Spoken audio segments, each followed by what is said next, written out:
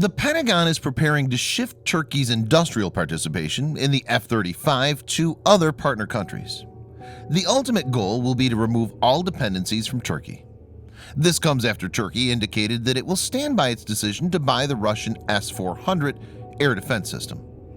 It's likely that in early 2020s, the Pentagon will terminate contracts with major Turkish defense contractors, such as Turkish Aerospace Industries, who are responsible for supplying certain components of F-35. According to a June 6 letter from Acting Defense Secretary Patrick Shanahan, U.S. Department of Defense intends to strip Turkey from the F-35 program. Shanahan stated that the training of Turkish F-35 pilots at Eglin Air Force Base in Arizona and of Turkish maintainers at Eglin Air Force Base, Florida, will also end. Shanahan wrote in the letter, which was addressed to his counterpart, Turkish Defense Minister Hulusi Akar, "If Turkey procures the S-400, as we discussed during our call on May 28, 2019, our two countries must develop a plan to discontinue Turkey's participation in the F-35 program. While we seek to maintain our valued relationship, Turkey will not receive the F-35 if Turkey takes delivery of the S-400. Alan Lord, Undersecretary of Defense for Acquisition and Sustainment, noted that Turkish participation in the program would be allowed to continue provided that it drops its plan to acquire Russian S-400 air defense system.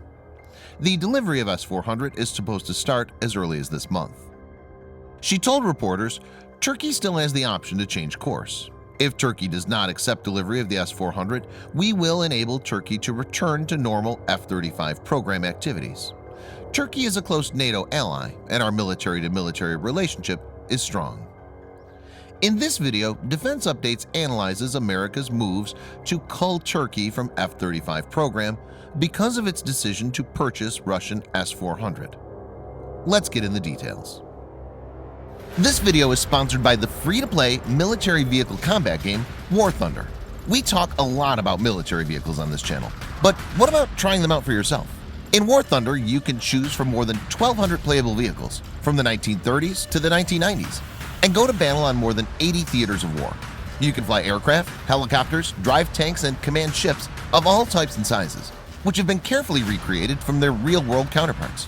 It's available as a free download on PC, PlayStation 4, and Xbox One with cross-platform support.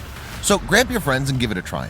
All viewers of Defense Updates that register using the link in the description below will also get a free premium tank or aircraft and 3 days of premium account time as a bonus.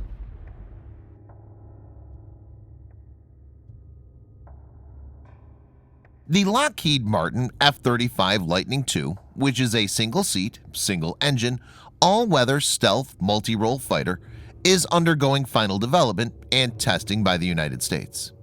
The Pentagon began the F-35 program in 2001 with an aim to develop a cost-effective replacement for the U.S. military's F-15, F-16, and F-18 fighters and reconnaissance aircraft, as well as A-10 close air support warplanes.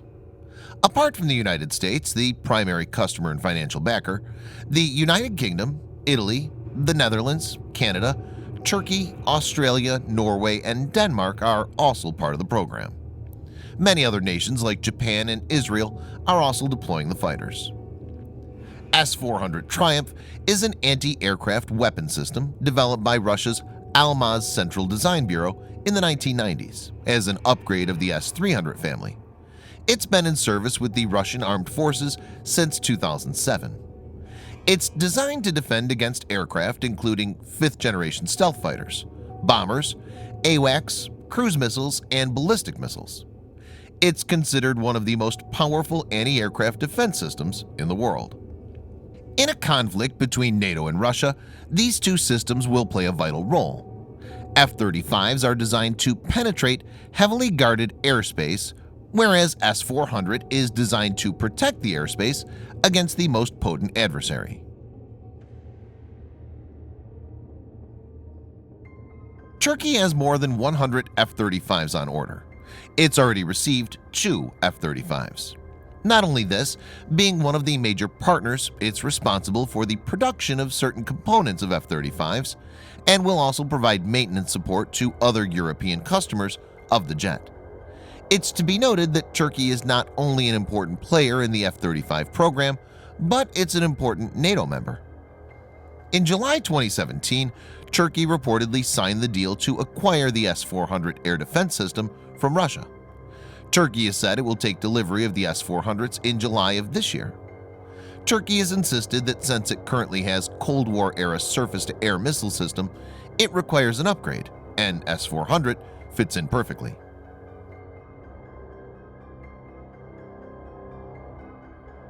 The United States, NATO nations, and members of the Joint Strike Fighter program are all concerned that S-400 will be able to gather technical data such as radar signature of F-35s if Turkey operates the jets in the airspace which is monitored by S-400. This could potentially pass on to Russian hands and give them an unprecedented edge in future conflicts. Furthermore, in an integrated air defense system setup, S-400 will be hooked to Turkish air defense. This could lead to critical compromise since the Turkish defense will have profiles of F-35s already set for IFF, identification, friend or foe, and through S-400, Russia could get that information.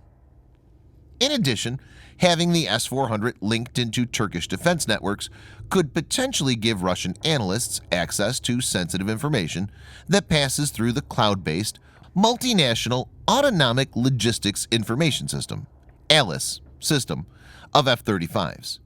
ALIS has critical mission data and flight routes. U.S. Army General Curtis Scaparrotti, the head of U.S. forces in Europe, told a Senate Armed Services Committee, "My best military advice would be that we don't then follow through with the F-35, flying it or working with an ally that's working with Russian systems, particularly air defense systems, with what I would say is probably one of the most advanced technological capabilities." NATO Allied Air Commander General Todd Walters had stated, "Anything that an S-400 can do that affords it the ability to better understand a capability like the F-35 is certainly not to the advantage of the coalition."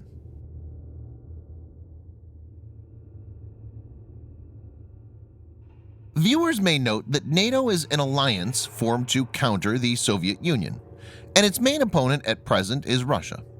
F-35 is geared towards penetrating Russian and Chinese air defense. If Russia gets access to F-35s through Turkey, the F-35's capability to defeat air defense, especially S-400, will be heavily degraded. It's to be noted that Russia already dubs the S-400 as stealth killer, and there are good reasons for this. The powerful main radar of S-400, which has a range of 600 kilometers, is complemented by target acquisition radars like 67N6 Gamma-D, 9N6 Protivnik G radars in L-band, Nebo SVU in the very high frequency band, and Nebo M and Zebu M in multiband. Nebo SVU and Zebu M is touted to have the ability to detect stealth aircraft. Also, it is to be taken into deliberation that though F-35 is a stealthy fighter, it has many compromises, unlike the F-22 Raptor. F-35's A-frame is not as stealthy as the one on the F-22 Raptor. Against X-band radars, it's only stealthy from front and rear. Against S-band radar, it's stealthy from the narrow front aspect. Against L-band radar, the limited reduction is achieved from direct front. It has a much greater reliance on radar-absorbing materials to maintain its stealth profile. Taking these aspects into consideration, it's safe to assume that if Russia gets hands on classified technical data of F-35s, then it will be able to tune S-400 in a much better way to detect it. The F-35s will be main fighter jet equipping the U.S. and NATO air forces and will form the backbone of air power going forward. This is why U.S. and NATO members are against providing F-35 to Turkey, and all evidence indicate that this is the correct thing to do. Thanks for watching. Subscribe for more videos like this. Hit the like button if you find the video interesting, and kindly provide your feedback in the comment section. This will help us improve.